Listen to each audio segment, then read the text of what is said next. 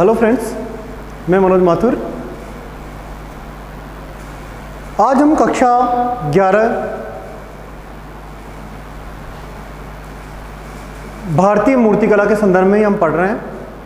Lesson number 4 का ये topic है, सांची का स्तूप। सांची का स्तूप के बारे में आज हम पढ़ेंगे। पहली बात कि सांची का स्तूप मध्य प्रदेश की राजधानी भोपाल के निकट स्थित है।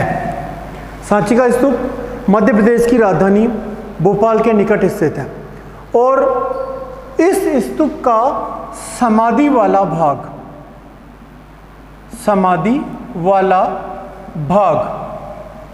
सम्राट अशोक के शासनकाल में ही निर्मित हो गया था, लेकिन स्तूप की सजावट का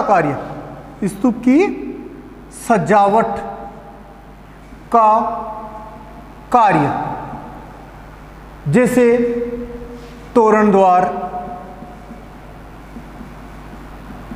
वेदिका, परिक्रमा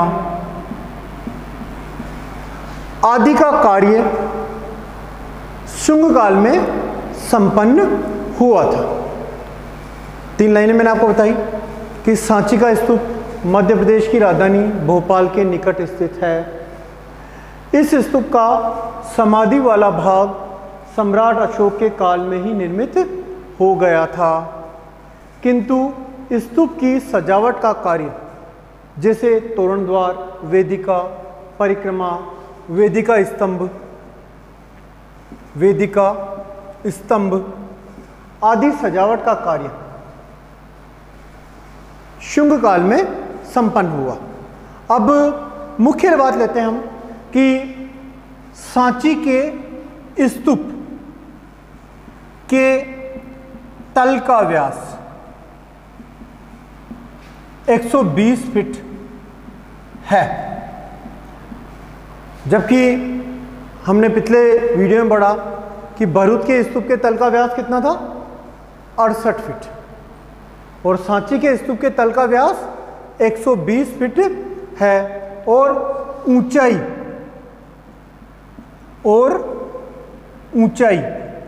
24 फीट है। मुख्य रूप से मैं आपको बता दूं कि सांची में, या यूं मान सकते हैं कि इस स्तूप की, जैसे ये स्तूप है, इस स्तूप की चारों दिशाओं में 4 तोरण द्वार बनाए गए हैं। 4 तोरण द्वार बनाए गए हैं जिनकी प्रत्येक की ऊंचाई, यानी तोरण द्वार बनाए गए हैं 4 जिनकी प्रत्येक की ऊंचाई 34 फीट है। और ये तोरण द्वार जैसे 14 फीट ऊंचे, ये तोरण द्वार क्या होते थे, 14 फीट ऊंचे चौपाले खंभों पर आधारित थे। मतलब ये चौपाले खंभे पर आधारित थे जिन पर 3-3 कमानीदार बडेरियां बनी हुई थी। बडेरियां क्या, कि 2 स्तंभों को जोड़ने वाली पट्टी, वो क्या कहलाती है, बडेरी कहलाती है। तो सांची के स्तूप के जो है वो 14 फीट ऊंचे चौपाले खंभों पर आधारित है और ये स्तंभ 14 फीट ऊंचे चौपाले खंभों पर आधारित था जिन पर 3-3 कमानीदार बडेरियां बनी हुई थी। और बडेरी का मतलब क्या हो गया कि 2 स्तंभों को जोड़ने वाली पट्टी, उसको क्या बोलते हैं, बडेरी। जैसे 3 कमानीदार बडेरियां बनी हुई है, 1 2 3, तो 3-3 कमानीदार बडेरियां बनी हुई थी।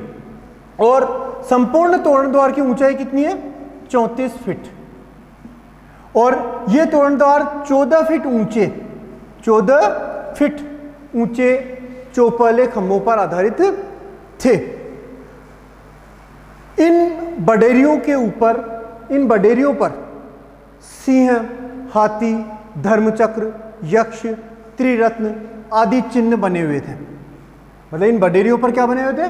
सिंह, हाथी, धर्मचक्र, यक्ष, त्रिरत्न आदि चिन्ह बने हुए थे।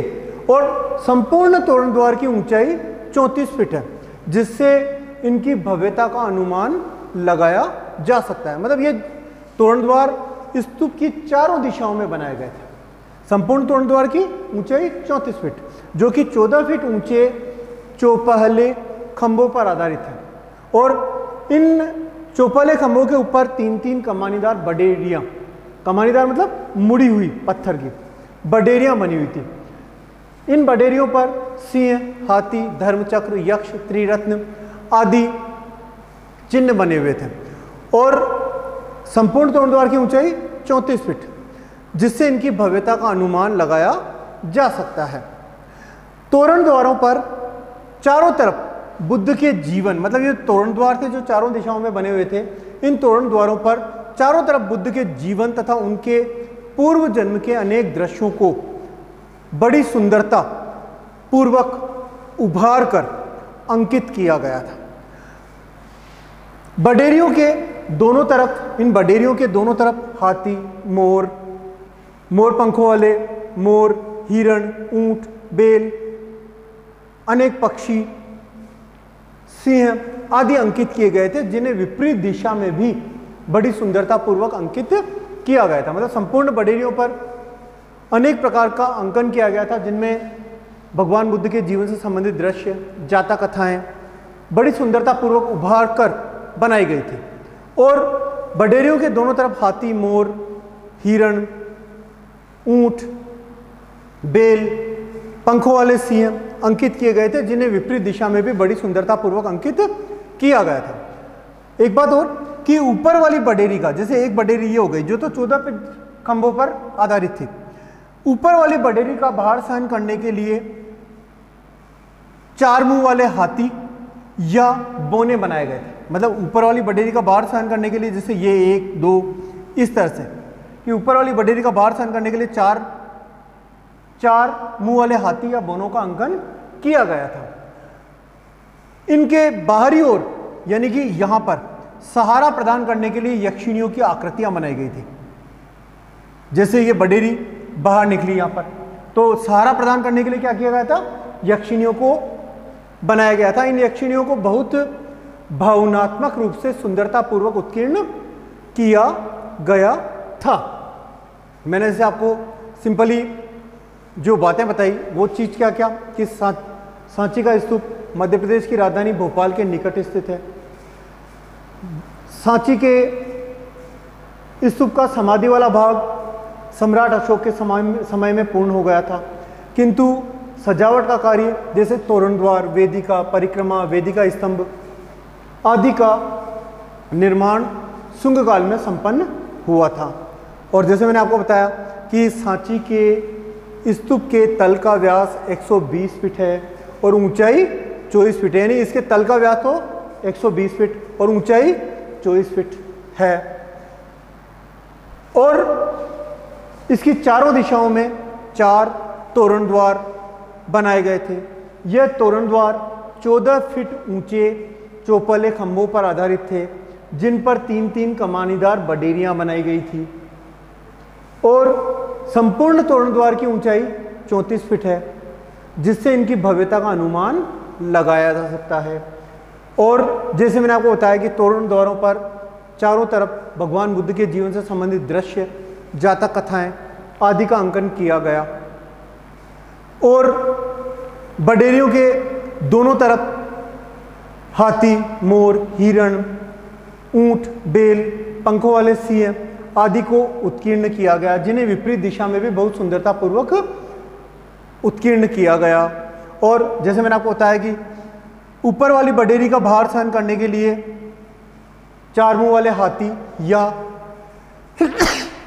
बोनों का अंकन किया गया, जिन्हें विपरीत और बडेरियों के अतिरिक्त भार सहन करने के लिए यक्षिणियों का अंकन किया गया, जिन्हें बहुत सुंदरता पूर्वक अंकन किया गया।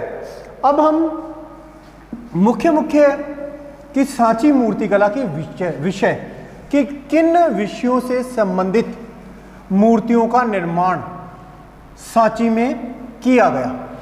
तो हम सांची मूर्तिकला के विषय पढ़ेंगे। सांची स्तूप की मूर्तिकला के विषय, सांची स्तूप की मूर्तिकला के विषय। सांची स्तूप की मूर्तिकला के विषयों में पहला हम लेते हैं जातक कथाओं का अंकन। जातक कथाओं का अंकन। जातक कथाओं का अंकन में कि सांची स्तूप में विभिन्न प्रकार की जातक कथाओं का अंकन किया गया, जिनमें मुख्य रूप से छदंत जातक कथा महत्वपूर्ण है। छदंत जातक कथा में मैं आपको बताऊं कि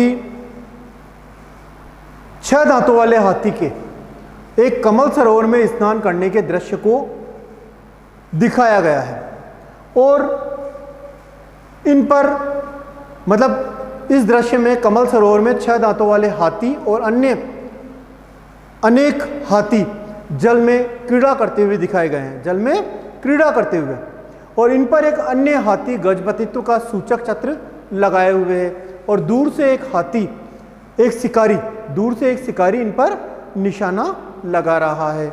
इसी प्रकार दूसरा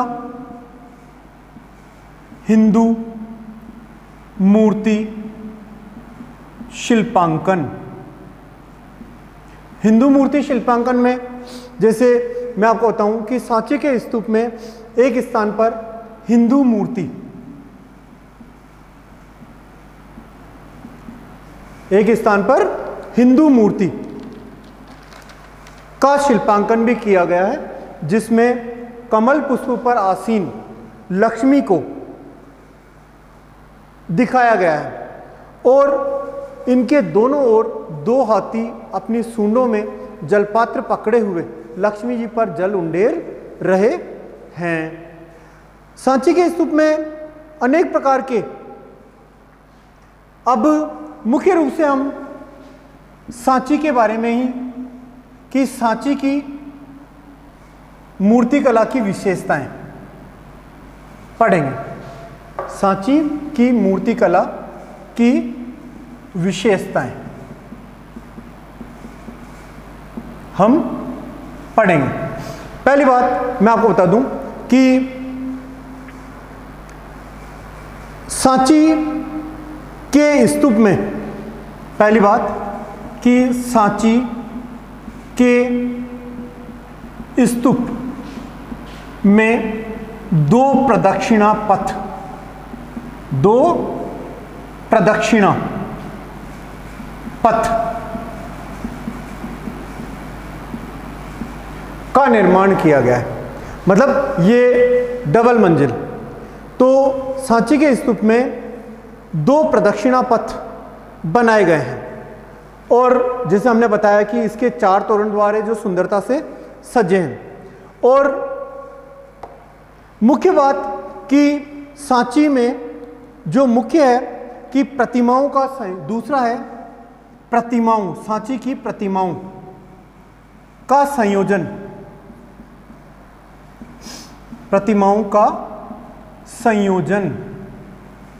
सांची स्तूप की प्रतिमाओं का संयोजन अधिक उभारदार है, अधिक उभारदार है। सांची स्तूप की प्रतिमाएं हैं वो अधिक उभरी हुई है और संपूर्ण अंतराल भरा हुआ दिखाई देता है।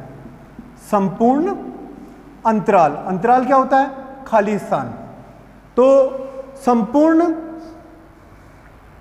अंतराल में भरा हुआ है, में भरा हुआ है कि सांची में प्रतिमाओं का संयोजन अधिक उभारदार है और संपूर्ण अंतराल में भरा हुआ है। हाव भाव और शारीरिक मुद्राओं का प्रस्तुतिकरण स्वाभाविक है।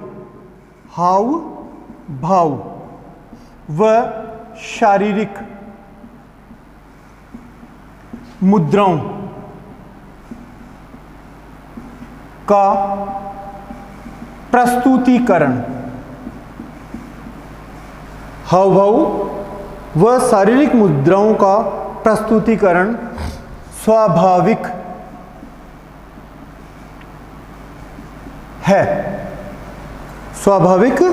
है और शरीर के अंग प्रत्यंगों में कोई कठोरता नहीं दिखाई देती। आकृतियों को गति दी गई है। चौथा क्या आ गया? आकृतियों को गति दी गई है। आकृतियों को गति दी गई है। आकृतियों को गति दी गई है मतलब ये भरूच की तुलना में यहां पर अधिक उन्नत प्रगति प्रतीत होती है। भरूच में जैसे आकृतियां कम उभारदार बनाई गई थी, लेकिन यहां पर जो प्रतिमाएं बनाई गई है वो अधिक उभारदार बनाई गई है और उनमें अधिक गति प्रदान की गई। मतलब भरूच की तुलना में, पांचवा, भरूच की तुलना में यहां पर अधिक प्रगति है। भरूच की तुलना में अधिक प्रगति दिखाई गई है और यहां पर भी बुद्ध को प्रतीकों के रूप में ही, बुद्ध को प्रतीकों के रूप में ही प्रस्तुत किया गया है। जैसे मैंने आपको बताया था कि शुंग काल के बाद में कुषाण काल आया और कुषाण काल ही ऐसा काल था जिसमें भगवान बुद्ध की सर्वप्रथम मानव रूप में प्रतिमाएं निर्मित हुई थी। सांची और भरूच में भगवान बुद्ध की कहीं भी प्रतिमा नहीं बनी हुई है। केवल भगवान बुद्ध को केवल और केवल प्रतीकों के माध्यम से ही दर्शाया गया है। अनेक प्रतीक जैसे छत्र, मुकुट, खाली सिंहासन आदि जो भी बनाए गए हैं वो केवल और केवल भगवान बुद्ध को प्रतीकों के रूप में ही वहाँ पर दर्शाया गया है। और प्रतीक मतलब कहना मतलब कि भगवान बुद्ध को कहीं भी यहाँ पर मूर्ति रूप में अंकित, मानव रूप में अंकित नहीं किया गया है, केवल और केवल प्रतीकों के रूप में यहाँ पर अंकित किया गया है। मुख्य रूप से अनेक प्रकार के आख्यान, जैसे बुद्ध से संबंधित अनेक प्रकार के आख्यान, जैसे कुशीनगर की घेराबंदी, बुद्ध का कपिलवस्तु भ्रमण, अशोक द्वारा रामग्राम स्तूप के दर्शन आदि का यहाँ पर पर्याप्त विस्तार है। यह हमने क्या पढ़ा आज?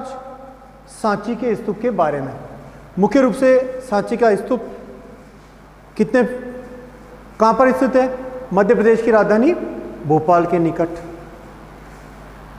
समाधि वाला भाग अशोक के समय में निर्मित हो गया था, लेकिन बाकी सजावट का कार्य कब किया गया? शुंग काल में किया गया। सांची स्तूप के तल का व्यास 120 फीट, ऊंचाई 24 फीट। सांची स्तूप के प्रत्येक तोरण द्वार की ऊंचाई 34 फीट। प्रत्येक तोरण द्वार 14 फीट ऊंचे चौपले खंभों पर आधारित था, जिन पर तीन तीन कमानीदार बडेरियां बनी हुई थी। इन बडेरियों पर अनेक प्रकार की आकृतियां, यानी भगवान बुद्ध के जीवन से संबंधित दृश्य, जाता कथाओं, अनेक प्रकार के पशु पक्षियों आदि का अंकन यहाँ पर किया गया। आज हमने सांची के स्तूप के बारे में पढ़ा।